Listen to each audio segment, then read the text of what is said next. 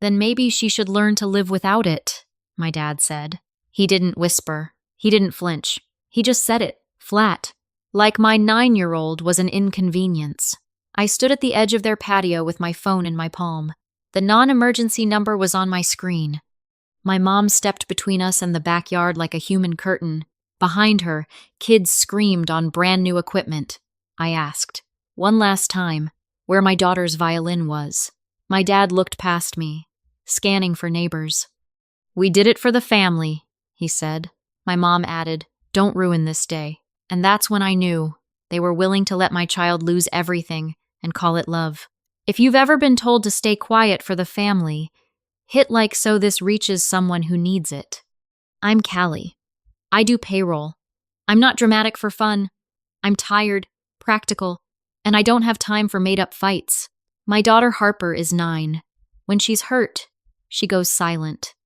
She tries to fix problems by shrinking. That morning, she opened her case to practice before school. Empty. No violin, no bow, just velvet shaped like a missing body. She stared, then asked, "Did I do something wrong?" The violin was my grandmother Ruth's promise. Ruth was the only adult in our family who didn't confuse control with love. When Harper was a baby, Ruth handed me the case and said, "This is for Harper, period." Harper started lessons at 6 and stuck with it because she liked earning progress. After Ruth died, Harper played one short piece at the memorial. My mom cried and called her Ruth's girl. My dad patted her head and walked away. So when the violin disappeared, I checked the teacher's studio, the car, the closet, nothing. Then I noticed the closet door wasn't shut all the way, and my spare key ring was missing from the bowl by the sink. I called my parents. They live 8 minutes away. They let themselves into my apartment like it's an extension of theirs. When I asked if they'd been by, my mom didn't deny it. She said, "Don't panic." I dropped Harper at my neighbor Mrs. Caldwell's because Harper was already blaming herself. She wanted to come with me, like she had to earn the right to ask for her own things back. I drove to my parents' house with the empty case on my passenger seat. The driveway was packed, folding tables, coolers, a banner in the backyard. Through the fence, I saw bright plastic and rubber flooring, a big, expensive playground. My sister Tessa stepped out holding cupcakes, grinning like I'd agreed to this. "Surprise," she said. I didn't smile. "Where is Harper's violin?" Tessa's grin twitched. "Can you not? Not today." My dad appeared behind her. My mom hovered in the doorway, eyes flicking toward the neighbors. I asked again. My dad said the line, "Then maybe she should learn to live without it." I said, "Did you take it from my apartment?" My mom shook her head, slow. "Callie, don't use that tone," my dad said. "We sold it." "Sold," I repeated. "You sold something that belongs to my child." Tessa rolled her eyes. "It was sitting there, and my kids needed this." I looked at the backyard. "You built a playground." My mom softened her voice like she was explaining to a toddler. "Noah's been having breathing issues. Outside time helps. Bryn is struggling at school. Movement helps. This is for their future. Their future, not Harper's. Harper is always your daughter to them. Tessa's kids are the grandbabies. I've swallowed that for years, telling myself it's easier to keep peace than demand fairness. But I couldn't swallow this. "How much did you get?" I asked. My dad hesitated. "Enough." He never hesitates about money. He was hiding the number. "Who did you sell it to?" I asked. Tessa laughed, sharp. "It's gone, Callie. Don't be dramatic." I took a step toward the front door, like maybe the violin was inside. My dad blocked me with his body. "Don't," he said, low. "Not today." I held up my phone. "Give me the buyer's info or I'm calling the police." My dad's mouth tightened. "If you call, you'll humiliate your mother. The neighbors will talk, and Harper will grow up as the kid who got her grandparents arrested." There it was. Guilt, reputation, threat disguised as advice. My mom leaned in, pleading, "Please, don't ruin this.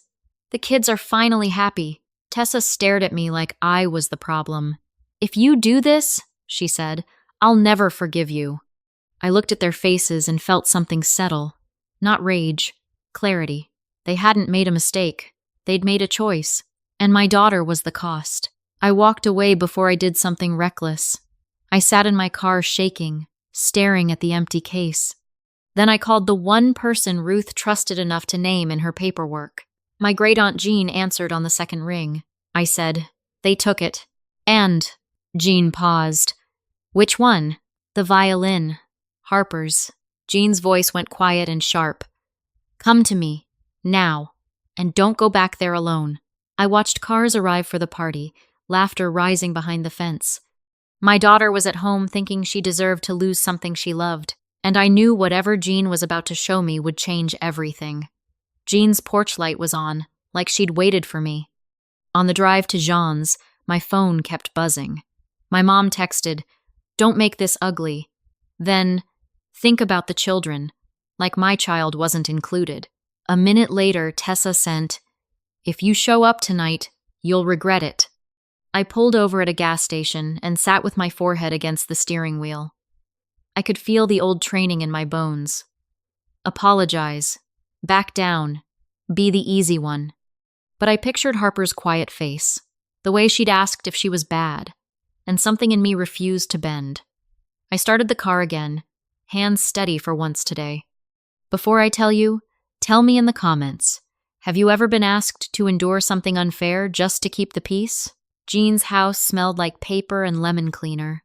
She opened the door before I knocked, like she'd been standing there listening for my tires.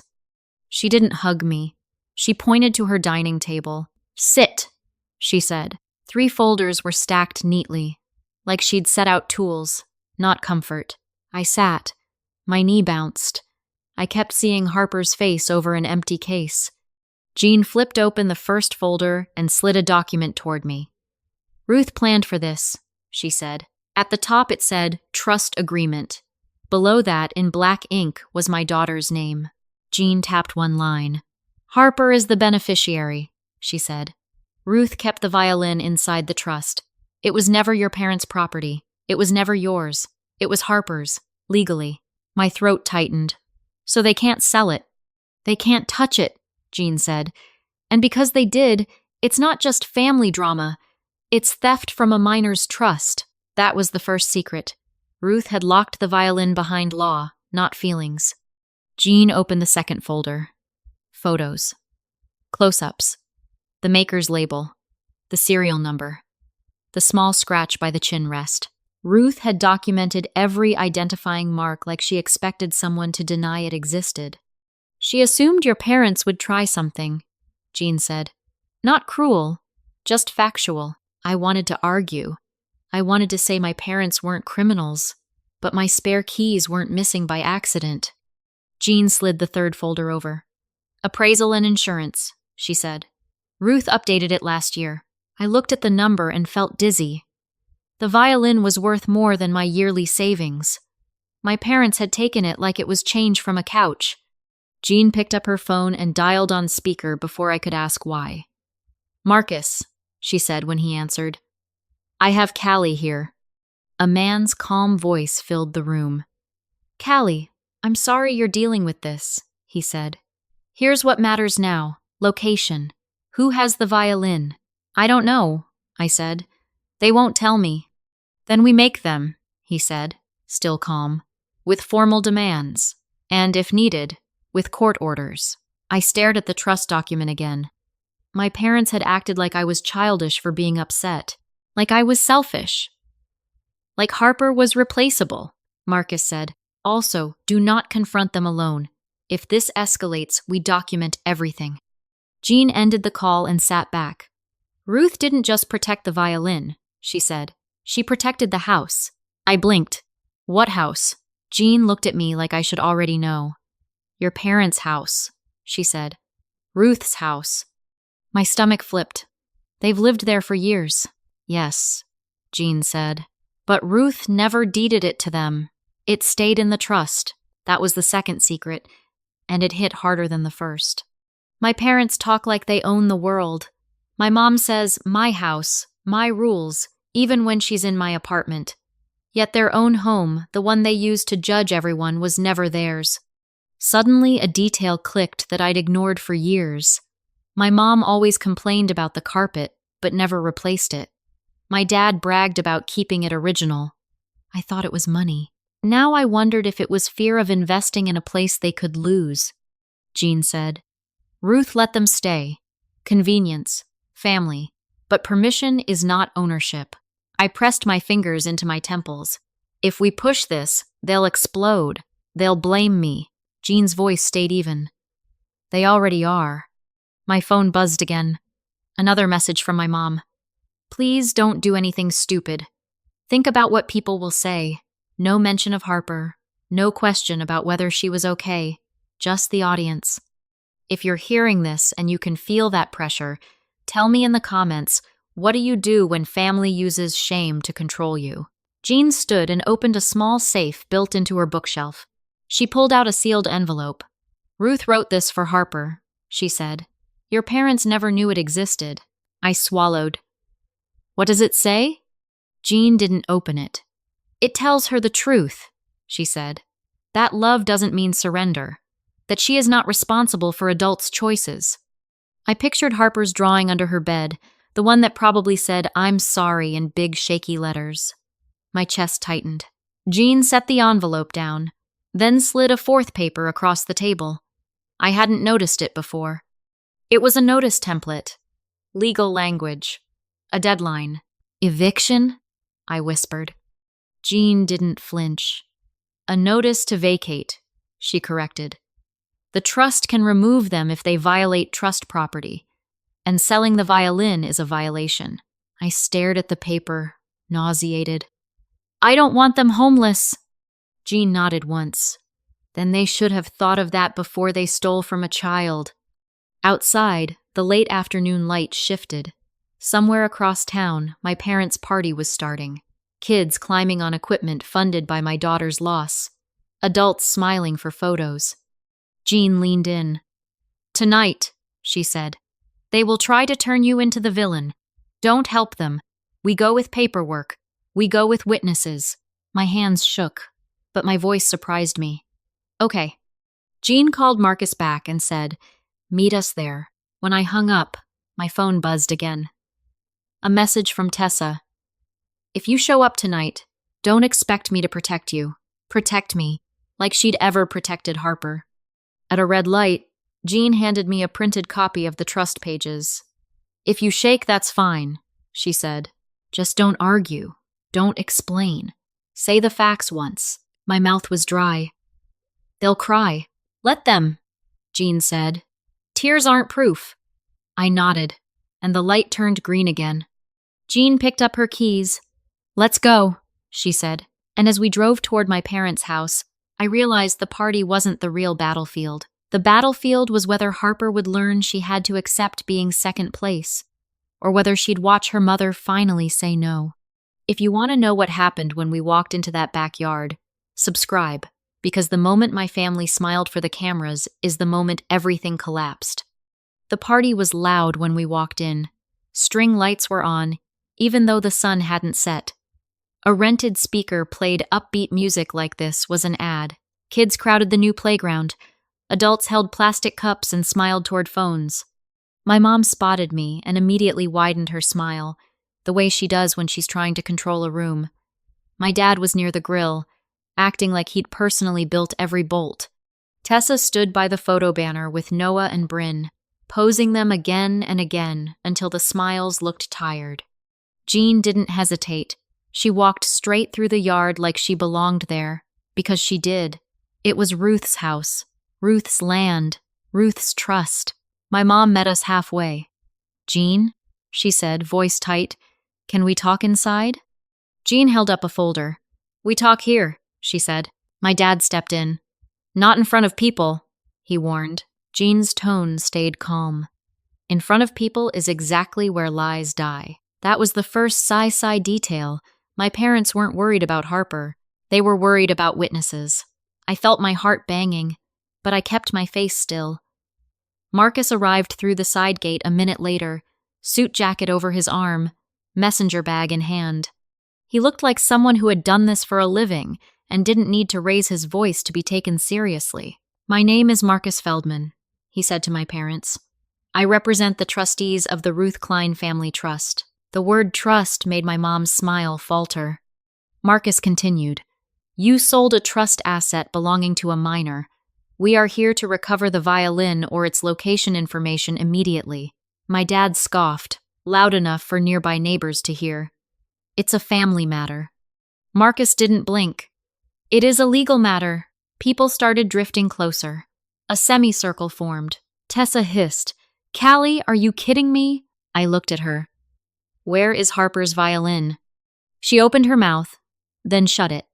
Her eyes flicked to my mom. My mom stepped forward with her softest voice. Callie, sweetheart, don't do this. The children are finally happy. I kept my voice low and steady. Harper is a child. My mom's eyes flashed. Harper will be fine. She has you. That line landed in my chest. Like Harper didn't deserve grandparents because she had a mother. Jean nodded toward a side table where framed photos were lined up. Noah in a baseball uniform, Bryn on a pony, Tessa between my parents at a holiday dinner. No Harper. Jean asked, Where is Harper's picture? My mom's cheeks went pink. There wasn't time. There was time for custom cupcakes. Marcus opened the folder and held up the appraisal. The violin is valued at $74,000, he said. It was insured. It was documented. We have serial numbers and identifying marks. My dad's face went red. So what? We used it for something good. Jean's eyes stayed on him. For which children? She asked. My dad snapped. For the ones who needed it. Tessa jumped in, voice sharp. Noah's health matters. Bryn's mental health matters. You always make everything about you. I said, This is about my daughter's property. Tessa laughed. Ugly. Property. Listen to yourself. It's an instrument. Jean spoke quietly, but her words cut. It's an inheritance, and you all treated it like an ATM. Marcus stepped closer. We need the buyer's information, he said. Now. My dad crossed his arms. We don't have it. Marcus's eyebrows lifted slightly. You sold a $74,000 instrument without paperwork? My mom rushed in. We sold it quickly, she said. We didn't think. You didn't want a trail, Jean said. Silence. Tessa's chin lifted, defensive. We got cash, she blurted. Okay? Cash. It was easier. My mom's eyes squeezed shut, like Tessa had just said the quiet part out loud. That was the new secret. They'd planned the sale to be untraceable. If you've ever watched someone admit the truth by accident, hit like because that one word, cash, told me they knew they were stealing. Marcus's voice stayed calm. Then you will provide the name and contact information of the person you sold it to within 24 hours, he said. Or we will file a police report and seek an emergency court order. Additional bias. My dad stepped closer to Marcus, chest out. You're threatening us in our own backyard? Jean corrected him without emotion. In Ruth's backyard. My dad flinched at that. A small movement, but I saw it. My mom's voice trembled. Jean, please, think about what you're doing. We're family, Jean said. You used that word while you took from a child. A neighbor's phone was up now, recording. My mom noticed and wiped at her eyes fast, turning her face into a performance. My dad leaned toward me, voice low, angry. If you keep pushing, you'll regret it. I didn't move. I already regret trusting you. Marcus handed my dad a paper. Formal demand, he said. 24 hours. My dad crumpled it in his fist. Tessa grabbed my arm and pulled me toward the side gate, away from the circle of neighbors. Her nails dug in.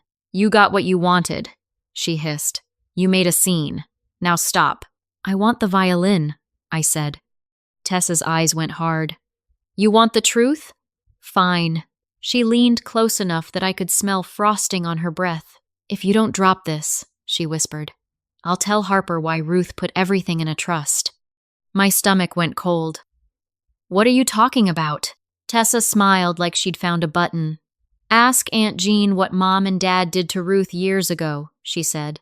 Ask why Ruth didn't trust them. Then decide if you still want to play hero." She let go of my arm and walked back toward the party, putting her smile on again like a mask. I stood there by the fence, heartbeat loud in my ears, realizing my sister wasn't just stealing. She was ready to use a family secret as a weapon against my child.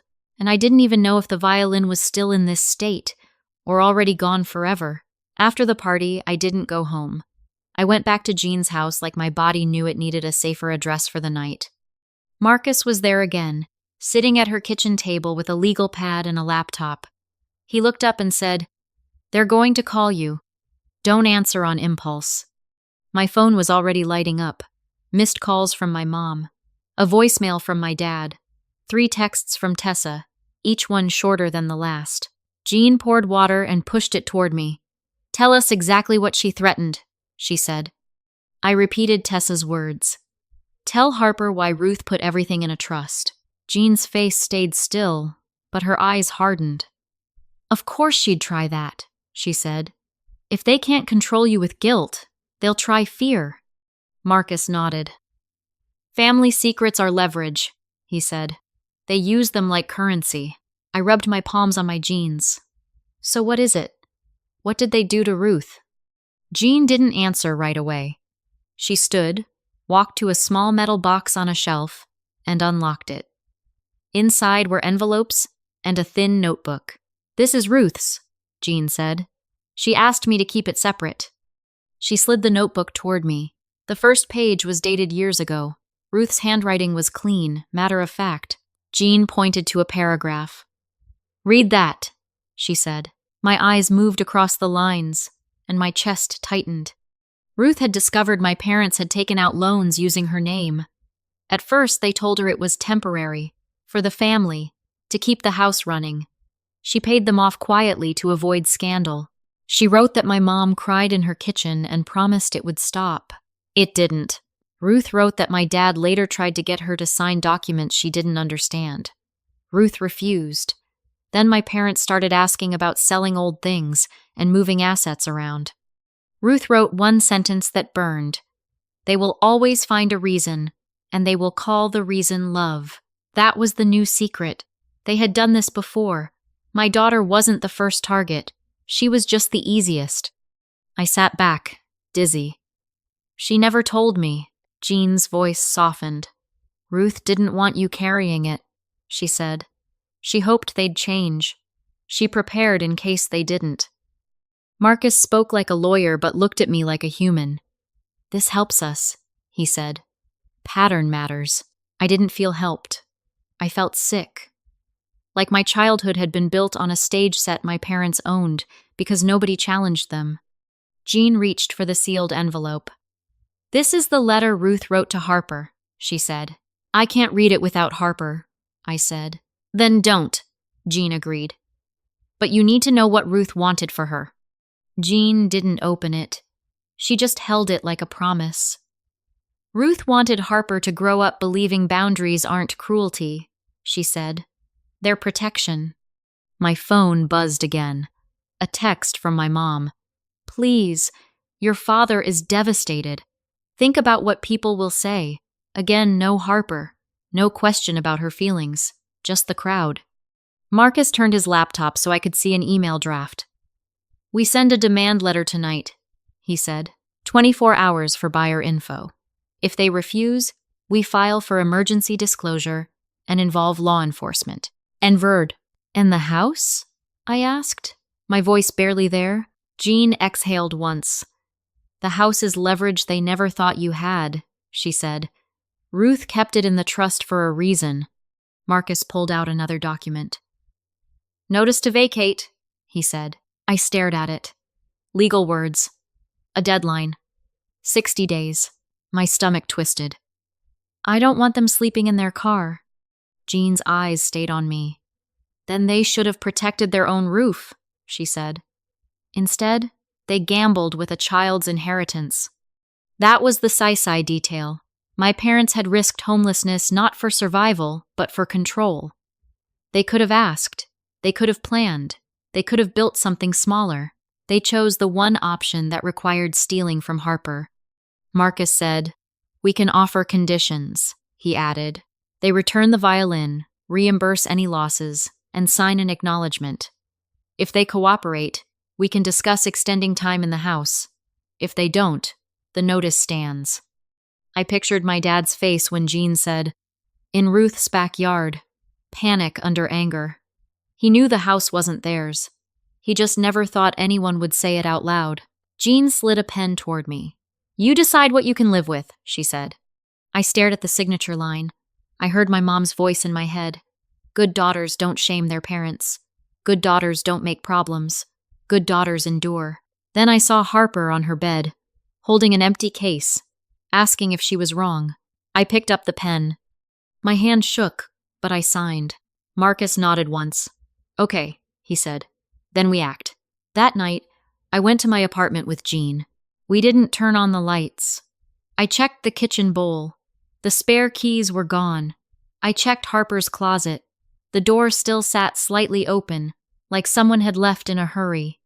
Under Harper's bed, the empty case was shoved back like a secret. I pulled it out and opened it. Inside the pocket was a folded drawing, a stick figure girl holding a violin, then an X over it. Above it, in big, shaky letters, "I'm sorry." My throat burned. I took a photo for evidence, then put it back exactly how I found it. Harper deserved her own timeline for telling the truth. Back at Jean's, Marcus pressed send on the demand letter. One click, and the family excuse turned into a legal clock. The only problem was still the same. We didn't know where the violin was. And if my parents were willing to sell it for cash without paperwork, it could already be miles away. Before we hit the next step, I need you to guess, where do you think the violin ended up? A pawn shop, a private collector, or something worse? Drop your prediction in the comments. Harper came home from Mrs. Caldwell's and found me at the kitchen table with her empty case open. Her eyes went straight to the velvet space, then to my face. "Did you find it?" she asked. "Not yet," I said. "But I know who took it, and I'm fixing it." She sat down slowly. "Was it me?" she whispered. I shook my head. "Never you," Harper swallowed. "Grandma told me I should be grateful," she said. She said other kids need things more. My jaw tightened. They were already teaching my child to surrender. I turned Harper's hands over, palms up. "You can care about other kids," I said, "and still deserve what's yours. Those are both true." The next morning, Marcus got my parents' response to the demand letter. It wasn't buyer information. It was my dad claiming he couldn't remember. Marcus didn't sound shocked. "He's stalling," he said. So Marcus filed for emergency disclosure. 2 days later, a judge signed the order. Suddenly, "I don't remember" became a risk. That afternoon, my dad called me, voice rough. "You're doing this to punish us." "I'm doing this to protect Harper," I said. He tried the old script. "We're family, and she's my child," I said. "That's the order." An hour later, Marcus texted.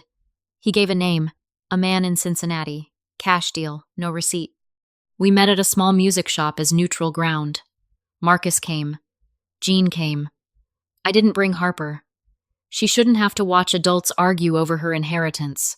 The buyer, Gordon Hale, arrived annoyed, like we were interrupting his life. Marcus put the trust paperwork on the counter and said, "This violin belongs to a minor. It was sold without authority. We need it returned." Gordon shrugged. "I paid cash. I didn't know." Jean's voice was quiet. "You knew enough not to ask questions." Marcus didn't threaten. He stated facts. "Return it, and you'll be reimbursed through restitution. Refuse, and you're part of the case." Gordon stared at the documents, then disappeared into the back room. He returned with a worn brown case and set it on the counter. He opened it. The violin lay there like it had been asleep. The scratch by the chin rest, the maker's label Ruth had photographed, the same weight in the air. Jean checked the serial number against Ruth's documentation and nodded. "It's Harper's." My knees felt weak. I didn't cry. Relief made me too empty for that. Gordon signed the release. Marcus handled the paperwork. We walked out with the case. In my car, it sat on the passenger seat again, this time not empty. I drove home and sat in the parking lot breathing until my hands stopped shaking. Harper opened the door before I knocked, her eyes locked on the case. She didn't run. She just stared, like she didn't trust hope. I set it on the couch and unlatched it. Harper stepped closer, slow, then touched the wood with one fingertip. "It's back," she whispered. "It's back," I said. She hugged the case and laughed, small but real. Jean came in behind me and held out a sealed envelope. "This is from Ruth," she told Harper. Harper looked at me. I nodded. She read silently, lips moving. Halfway down, her eyes filled. She blinked hard, trying to be brave, then whispered, "She says I don't have to be easy for people." My throat tightened. "She's right," I said. Then came the fallout. The trust demanded restitution for the buyer and legal fees. A payment plan was offered. My parents and Tessa called it cruel. They said we were taking food from kids' mouths. They said the playground was for health. But money wasn't the only consequence. The trust served a notice to vacate on my parents for violating trust property. 60 days. My mom didn't call like an adult. She showed up at my office, walking into payroll like she owned my heir. She kept her voice loud enough for coworkers to hear. "We're being thrown out," she said, shaking. "How could you do this to us? We did it for the kids." "For some kids," I said. Her face hardened. "Harper has you. Noah and Bryn need us." Then she slipped and showed the real belief underneath. "She's not even that good," my mom snapped. "It's just lessons. She'll get over it. This playground actually helps someone." The room went silent. My coworker Denise stared at her. I felt a clean, final calm. "Get out," I said. "Now." My mom left with tears and a performance, but she couldn't take back the words. Everyone had heard how small she'd made my child. That night my dad called and tried bargaining. "We can still see Harper," he said. "We're still her grandparents." "No," I said. "Not like before.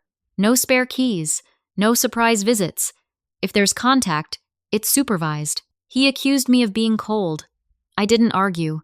I changed my locks the next day. A month later, my parents found a rental across town. They told relatives I'd abandoned them. Jean showed anyone who asked Ruth's trust paperwork and notes. Harper started practicing again because she wanted to, not because she had to prove she was worth protecting. One evening she stopped mid-scale and looked at me. "Mom," she said, "I didn't do anything wrong, right?" I crossed the room and kissed her forehead. "You did nothing wrong," I said. "Adults did." On her first night back, Harper played one slow song. The notes shook, then steadied. When she finished, she didn't look for approval. She looked at me, waiting to breathe. Here's the question I still wrestle with, and I want your honest answer. If you were me, would you let the big playground stay so the other kids don't lose it? Or would you demand it be removed to make the point? Tell me why in the comments, because the line between justice and cruelty can look different depending on where you stand. In our case, the playground stayed. The debt didn't disappear. The favoritism didn't get forgiven. And Harper's dignity came back where it belonged. Every time she opens that case now, she isn't apologizing. She's standing up straight.